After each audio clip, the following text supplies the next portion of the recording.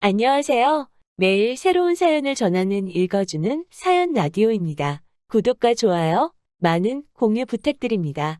오늘의 사연 시작하겠습니다. 안녕하세요. 저는 짧았던 결혼 생활을 마치고 다시 싱글로 돌아온 20대 후반 여자입니다. 이제는 다 끝난 일이지만 그래도 시아버지의 말 같지 않은 장난 때문에 결국 이혼하게 된 사연을 적어볼까 합니다. 여대를 다니던 저는 아는 선배 언니의 소개로 지금의 남편을 만나게 되었습니다. 어려서부터 화기애애한 가족 사이에서 자란 저는 남편도 저희 친정아버지처럼 유머러스하고 재밌는 사람을 만나는 게 소원이었어요. 그리고 남편은 대학교 개그 동아리 출신이었기에 저는 첫 만남부터 남편에게 호감을 느꼈습니다. 남편 역시 참하고 단정한 저에게 첫눈에 반했다고 하더라고요. 그렇게 저희는 1년의 뜨거운 연애 끝에 결혼을 하게 되었습니다. 남편은 사형제 중 둘째였어요. 다른 삼형제는 모두 머리가 비상하여 해외에서 회사 생활을 하고 있었습니다. 반면에 남편은 공부에는 크게 관심이 없었대요. 그래서 어려서부터 다른 형제들하고 잘 어울리지 못했다고 하더라고요. 형제들이 떠난 이후로는 시부모님과 같이 살았고요. 그렇다 보니 남편과 시아버지는 늘 친구처럼 잘 어울리는 것 같더라고요. 그런데 그게 이런 식으로 부작용이 있을 줄은 정말 상상도 못했습니다. 남편의 프로포즈는 대부분의 여자들이 기대하는 것과는 좀 다른 식이었어요. 사실 저도 보통 여자들처럼 로맨틱한 프로포즈에 대한 환상이 있었죠. 장미꽃하고 풍선 장식 같은 일반적인 그런 거 있잖아요. 그런데 남편은 어디서 이상한 걸 듣고 왔는지 말도 안 되는 상황을 꾸며놨더라고요. 하루는 제가 야근을 하고 집에 돌아오는 길이었어요. 제가 자취를 하고 있었는데 거기가 좀 골목길이라 밤에는 무섭거든요. 그래서 남편에게 전화를 걸며 촉각을 곤두세우고 걸어가고 있었어요. 그런데 그날따라 남편이 전화도 안 받는 거예요.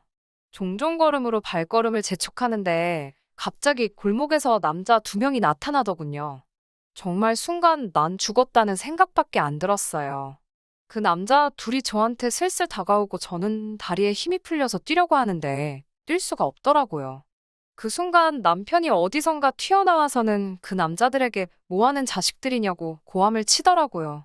그러자 그 남자들이 가자 이러면서 도망을 갔어요. 남편이 저를 구해준 것만 같아서 정말 고맙고 남편이 다시 보였죠. 그런데 결혼식 당일날 신부 대기실에 말쑥한 남자 2명이 들어오더니 저희가 노력한 보람이 있네요라며 킬킬거리더라고요. 알고 보니 남편이 저에게 남자다움을 보여준답시고 그 친구들에게 부탁해 한마디로 연극을 한 거였어요. 순간 그 이야기를 들으니 어이없기도 하고 짜증도 났지만 당장 식장에 입장해야 되는데 못 따질 만한 경황도 없었네요. 남편도 아기가 있어서 그런 장난을 친 건 아니었을 테니 도를 좀 지나친 우리만의 추억 정도로 간직하려고 했습니다. 그런데 결혼 생활이 계속되면서 이게 남편만의 문제가 아니라는 걸 알게 됐어요. 특히 시아버지께서는 정말 쳐도 되는 장난과 안 되는 장난에 구분이 없으세요. 일단 본인이 재밌다고 생각하시면 상대가 어떻게 생각하든 개의치 않고 시도하시거든요. 한 번은 시아버지께서 새 잠바를 하나 사고 싶다고 하셔서 제가 모시고 백화점에 간 날이었어요. 한 매장에 들어가서 이것저것 골라드리고 있는데 점원이 따님이신가 봐요 라고 묻더라고요. 그래서 제가 며느리예요라고 대답하려는데 시아버지께서 대뜸 내 둘째 마누라요. 이쁘지? 라며 제 허리를 끌어당기시더라고요. 제가 마른 체형이다 보니까 시아버지에게 쑥 끌려 당겨갔죠. 제가 당황해서 아버님 왜 이러시냐고 하자 우리 마누라가 쑥스러움을 많이 탄다며 낄낄 웃으시더군요. 당황한 점원에게 제가 며느리예요. 며느리라며 시아버지 팔을 뿌리쳤어요. 그러자 점원도 난처한 듯 웃으며 아버님이 장난기가 많으시네요. 이러는 거예요. 얼마나 창피하고 짜증이 나던지 집에 돌아와 남편에게 하소연을 했습니다. 하지만 이야기를 들은 남편은 시아버지가 얼마나 제가 예쁘면 그러겠냐면서 알았어. 당신은 내 거니까 우리 아빠한테 손대지 말라고 할게라며 장난처럼 받아넘기더라고요. 또 한 번은 이런 일도 있었습니다. 여느 날처럼 평범한 저녁이었는데 다급한 목소리로 시아버지께 전화를 받았습니다. 저희 남편이 갑자기 심장마비가 와서 쓰러졌다고요. 지금 어디 병원에 있으니까 얼른 오래요. 저는 이게 갑자기 무슨 말은 하늘에 날벼락인가 싶었어요. 집에서 신고 있던 실내화도 제대로 갈아 신지도 못하고 차키랑 핸드폰만 챙겨서 미친 듯이 병원으로 향했습니다. 병원 응급실에 도착해 남편을 찾는데 아무도 모르고 보이지도 않더라고요. 당장 주저앉을 것 같고 손발이 벌벌 떨리는데 갑자기 남편과 시아버지의 목소리가 어디선가 들려왔어요. 그러더니 시아버지가 남편에게 내가 이겼으니 5만 원 내놓으라고 하시더군요.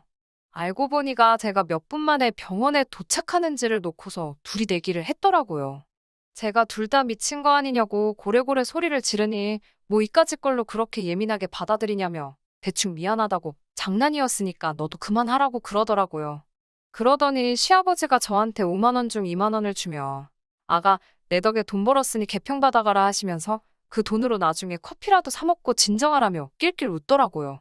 진짜 해도 정도가 있지 이게 뭐 하는 거냐고 제가 남편하고 시아버지에게 계속해서 화를 냈지만 그 둘은 제가 화내는 것마저도 예상이라도 했다는 듯 웃기만 하더라고요. 솔직히 그날 밤새 잠도 못 자고 이 사람들이 정상인가 싶고 내가 또라이랑 결혼을 한 것 같다는 생각도 들었습니다. 하지만 한편으로는 장난이 심하다는 이유로 이혼을 하는 게 좀 지나친 생각은 아닌가 싶기도 했고요.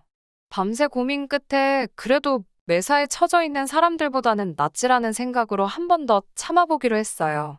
시아버지께도 전화를 드려 정중하게 저는 그런 장난을 당하면 속상하고 상처를 받는다고 말씀드렸어요. 저한테는 제발 장난치지 말아달라고 말이죠. 그러자 시아버지도 알겠다. 너한테는 이제 그만하마라고 약속하셨고요. 그리고 얼마 전 진짜 더는 용서할 수 없는 그런 일이 있었습니다. 토요일 밤 시아버지께서 전화를 하셨더라고요. 하시는 말씀이 요새 몸도 안 좋고 적적하다며 잠깐 얼굴 좀 비추고 가라고 하시더라고요. 그래서 일요일 아침 일찍 시댁으로 향했어요. 시아버님을 모시고 나가 갈비도 사드리고 커피도 마시고 집에 돌아왔는데 핸드백에 넣어둔 줄 알았던 핸드폰이 아무리 찾아도 보이지 않더라고요. 카페에 두고 온 것 같아 전화를 했지만 카페에는 제 핸드폰이 없다고 하고 답답했어요. 그래서 제가 아무래도 안 되겠다고 식당이랑 카페에 가서 제가 한번 찾아보고 와야겠다고 하니까 남편이 자기가 다녀오겠다고 저는 집에 있으라고 하더군요. 그리고 그날 저녁이었어요. 슬슬 잘 준비를 하려고 하는데 아파트 복도에서 시끄러운 발걸음 소리가 들리더니 누가 우리 집 현관문을 부서지게 두들기며 제 이름을 부르더라고요. 저희 친정 부모님이셨어요. 제가 깜짝 놀라 이 시간에 여길 왜 왔냐고 물었죠. 참고로 저희 친정은 저희 집에서 2시간 넘는 거리에 있어요. 친정 어머니는 저를 보더니 왈칵 끌어안고는 다행이라며 엉엉 우시더라고요. 저희 친정 아버지는 전에 본 적 없는 무서운 얼굴로 김서방 이 자식 죽여버린다고 그러시고요. 도대체 무슨 영문인지 알 수가 없어서 무슨 일이냐고 얘기를 제대로 해달라고 했어요. 친정 부모님께 들은 이야기는 충격 그 자체였습니다. 제 핸드폰으로 전화가 와서 받았더니 저희 남편이더래요. 그러더니 제가 교통사고로 크게 다쳐서 응급실에 있다고 했다는 거예요. 불이 나게 남편이 오라는 병원에 도착했는데 남편이 시아버지랑 심각한 얼굴로 저희 부모님께 많이 놀라셨나고 묻더래요. 당연히 저희 친정 부모님은 일단 저 좀 보자고 어딨냐고 저를 찾으셨고요. 그런데 자꾸 말을 돌리고 저를 안 보여주니까 너무 이상하더래요. 저희 친정 부모님은 이미 저희 남편이나 시아버지가 지나친 장난을 자주 친다는 사실은 알고 계셨거든요. 그래도 설마 같은 자식 가진 부모로서 그런 거짓말을 하겠냐 싶었는데 그 순간 웃음을 못 참는 저희 남편을 보고는 속았다는 걸 눈치채셨다고 해요. 친정 아버지가 남편의 멱살을 잡고 너 이 자식 내가 죽여버리겠다고 우리 딸 어딨냐고 하자 놀란 남편이 이것부터 놔주시면 바로 말씀드린다고 하더래요. 그래서 나중에 집에 있다면서 두 분이 따님을 얼마나 사랑하는지 궁금해서 해봤다고 말도 안 되는 궤변을 늘어놓더랍니다. 친정 아버지 입장에서 차마 사돈을 때려 눕힐 수도 없고 넌 이따 보자라는 심정으로 자리를 뜨셨대요. 그래도 불안한 마음이 가시질 않고 제가 괜찮은지는 확인해야겠다 싶어서 저희 집으로 바로 달려오셨다고요. 우는 친정어머니와 분노하는 친정아버지를 보고 있으니 제가 보통 미친 사람하고 결혼한 게 아니라는 생각이 들더라고요. 저와 친정부모님은 바로 시댁으로 향했습니다. 시어머니는 저희 셋을 보더니 크게 한숨을 내쉬고는 죄송하다고 한마디 하고 자리를 피하시더군요. 무슨 일이 있었는지 이미 아시는 눈치기도 했어요. 하지만 시어머니는 사실 결혼 생활 내내 저에게 그래도 잘해주셨거든요. 시아버지나 남편이 지나친 장난을 할 때면 늘 시어머니가 먼저 나서서 사과해 주셨고요. 그래서 그때까지만 해도 시어머니 탓을 하고 싶은 생각은 없었어요. 거실로 들어서니 시아버지는 뭐가 그리 당당한지 저희를 보고 실실 웃고 남편은 저에게 괜히 말을 걸고 눈치를 살피더라고요. 저희 부모님이 도대체 뭐가 문제길래 그런 장난을 치는 거냐고 따져 물으셨어요. 저도 이제 저한테 그런 장난 치지 않기로 하시지 않으셨냐고 약속하셔놓고 왜 또 그러시냐고 따졌고요. 그러자 시아버지의 대답이 가관이었습니다. 내가 너한테 안 한다고 했지 다른 사람한테 안 한다고 했냐고요. 그러면서 나는 너가 재밌는 앤 줄 알고 며느리로 들이길 허락했는데 이건 뭐 애교도 없고 유머도 없고 건조하기가 이루 말할 데가 없다면서 아주 재미가 없다고 그러시더군요. 결국 듣다 못한 저희 친정 아버지가 시아버지의 얼굴을 주먹으로 때렸어요. 참고로 저희 친정 아버지는 취미가 권투십니다. 시아버지는 턱을 부여잡고 쓰러져서는 나중내를 연발하더라고요. 저희 아버지가 한 대 더 치려고 하자 시어머니가 나타나 그래도 남편이라고 시아버지를 감싸더니 장애가 있다고 이해 좀 해달라 소리를 치는 거예요.